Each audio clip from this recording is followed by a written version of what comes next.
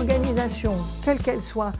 qui se donne de doubles objectifs sociétaux et économiques, va forcément à un certain nombre de moments rencontrer des situations où ces deux objectifs-là sont en conflit et où faire plus de l'un veut mécaniquement dire faire moins de l'autre.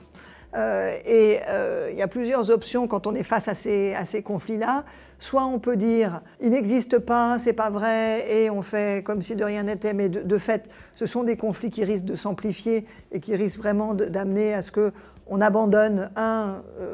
objectif par rapport à l'autre, et on abandonne plus souvent du coup l'objectif sociétal face à l'impératif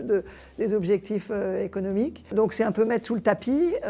L'autre alternative, c'est de rentrer vraiment dans le conflit et là de se trouver dans des modalités d'opposition où on va avoir des groupes dans l'entreprise qui se battent et qui sont en désaccord profond et qui n'arrivent pas à trouver de terrain d'entente. Là, moi, mes travaux de recherche avec un certain nombre de collègues suggèrent que